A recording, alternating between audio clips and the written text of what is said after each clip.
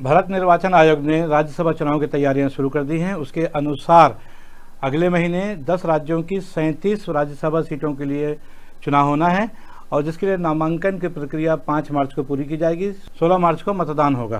बहरहाल आपको बता दें कि छत्तीसगढ़ की 2 राज्यसभा सीटों के लिए भी चुनाव इसमें होना है और वर्तमान समय में यहाँ पर कांग्रेस के पास दोनों सीटें हैं और ये दोनों सीटों में KTS तुलसी और फूलोदेवी नेताम हैं, जिनका कार्यकाल 8 अप्रैल 2026 को पूरा हो रहा है। अब सवाल यह है कि इन दोनों सीटों पर भारतीय जनता पार्टी और कांग्रेस के प्रत्याशी कौन कौन से सामने आएंगे। दूसरी बात है कि क्या कांग्रेस अपना प्रदर्शन दोहरा पाएगी, क्योंकि पिछली बार जो है विधानसभा चुनाव के बाद जो स्थिति थी, कांग्रेस बहुत मजबूत स्थिति थी और स्थिति यह है कि कुल मिलाकर के 5 राज्यसभा सीटें छत्तीसगढ़ में हैं, जिसमें वर्तमान समय में 4 सीटें राज्यसभा की कांग्रेस के पास है और एकमात्र में भारतीय जनता पार्टी है। लेकिन 2023 के विधानसभा चुनाव में समीकरण बदले हैं और एक बार फिर भारतीय जनता पार्टी सत्ता में आ गई है। उसके पास कुछ 54 सीटें विधानसभा की, जबकि कांग्रेस के पास 35 सीटें हैं। एक सीट गोंडवाना गणतंत्र पार्टी के पास है और इसलिए ये माना जा रहा है कि किसी भी पार्टी के लिए दोनों सीटें जीतना मुश्किल लग रहा है।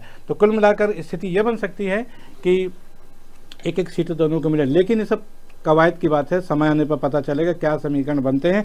फिलहाल जिन नामों पर चर्चा चल रही है हम उसके बारे में बात कर लें।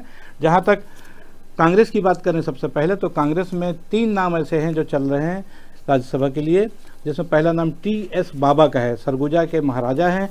पिछला विधानसभा चुनाव 2023 का ये हार चुके हैं। पूरे सरगुजा क्षेत्र की 14 सीटों पर इनका अच्छा प्रभाव रहता है। ये अलग बात है कि 2018 में हुए विधानसभा चुनाव में सभी 14 सीटें जीतने वाली कांग्रेस 2023 के चुनाव में सभी 14 सीटें हार गई थी और खुद TS बाबा भी चुनाव हार गए थे। लेकिन दिल्ली में TS बाबा की पहुंच अच्छी है, पकड़ अच्छी है और इसलिए कहीं ना कहीं ये माना जा रहा है कि TS बाबा को राज्यसभा में भेजा जा सकता है, ताकि दिल्ली में जो है राज्यसभा में कांग्रेस की आवाज़ को बुलंद किया जा सके। और उनके अच्छे प्रभाव का नतीजा कि तमिलनाडु में भी उनको ऑब्जर्वर बनाया गया था।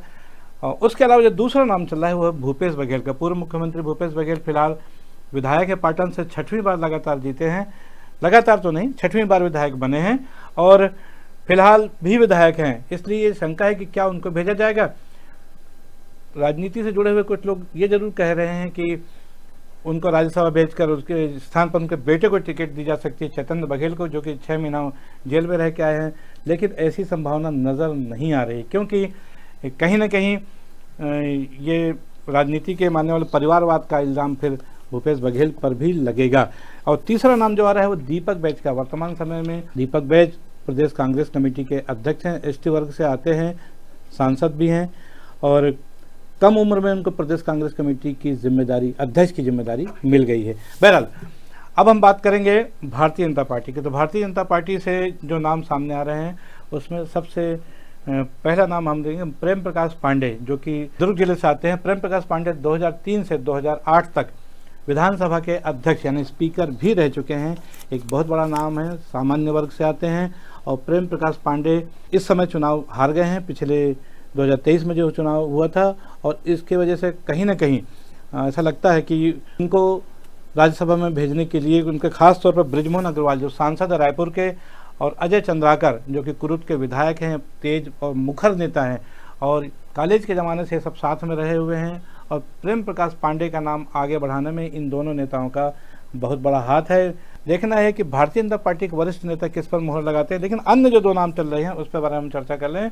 तो जो दूसरा नाम है वो जूदेव परिवार का आता है। जूदेव परिवार से संयुक्ता जूदेव, जो कि युद्धवीर सिंह की पत्नी है, उनका नाम भी ये माना जा रहा है कि राज्यसभा के लिए भेजा जा सकता है, क्योंकि विष्णुदेव साय मुख्यमंत्री जो छत्तीसगढ़ के हैं उनके परिवार से काफ़ी करीबी हैं और पिछली बार हालांकि पार्टी ने उनको टिकट दिया था और वो हार गई थी, इसलिए राज्यसभा के रास्ते उनकी राजनीति को आगे बढ़ाया जा सकता है। युद्धवीर सिंह जूदेव, जो कि जूदेव परिवार का एक बड़ा नाम है।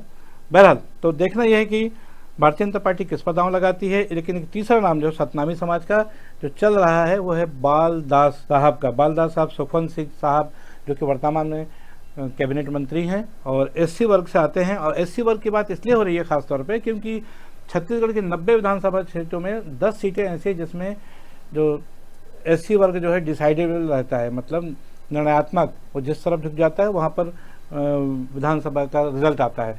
तो इसलिए बालदास साहब जो कि 2023 में भारतीय जनता पार्टी में शामिल हुए थे, लेकिन उनके नाम की चर्चा भी राज्यसभा में की जा रही है, राज्यसभा टिकट के लिए भारतीय जनता पार्टी की। लेकिन ये कहना बहुत मुश्किल है कि भारतीय जनता पार्टी किसके नाम पर अंतिम मोहर लगाएगी, क्योंकि भारतीय जनता पार्टी का जो नीति है, जो सिस्टम है, वो ये है, आमतौर पर देखा जाए तो जिसकी चर्चा होती है वो उसको टिकट नहीं देती। अप्रत्याशित नाम आगे करने में भारतीय जनता पार्टी का हमेशा नाम आता है, और चाहे वो विधानसभा चुनाव हो, चाहे लोकसभा चुनाव हो, अप्रत्याशित नाम हमेशा वो देते आए हैं। इसलिए अगर इन 3 नामों के अलावा भी कोई चौथा नाम अगर आ जाए तो कोई आश्चर्य नहीं होना चाहिए। कुल मिलाकर के अब जो स्थितियां हैं वो स्पष्ट हो चुकी हैं, लेकिन अभी कांग्रेस और भारतीय जनता पार्टी के नेताओं की बैठकें होनी शुरू हुई हैं अभी भी, और लगता है कि कम से कम 1 सप्ताह अभी लगेगा प्रत्याशियों के नाम फाइनल होने में, और देखना है कि किसकी किस्मत का सितारा बुलंदी पर मिलता है और किसको टिकट मिलती है। और लेकिन इतना तय है कि ऐसा लग रहा है कि दोनों सीटें इस बार न तो कांग्रेस के पास आ पाएंगी न भाजपा की। ऐसा हो सकता है कि एक सीटों से दोनों ही पार्टियों को संतोष करना पड़ेगा, और यदि ऐसा होता है तो अभी 4 राज्यसभा सीटें हैं कांग्रेस के पास और 1 भाजपा, इसमें संख्या में परिवर्तन देखने को मिलेगा। इस खबर में आज के लिए बस इतना ही। मैं हूं बीडी निजामी और आप देख रहे हैं न्यूज़ T20। राज्यसभा सदस्य के चुनाव संबंधित हमारी ये खबर आपको कैसी लगी, इस पर अपनी अवश्य दें। खबर को लाइक करना ना भूलें, चैनल को सब्सक्राइब करना भी। कल फिर मिलेंगे किसी नई खबर के साथ, तब तक के लिए दीजिए इजाज़त। जय हिंद, जय भारत, जय छत्तीसगढ़।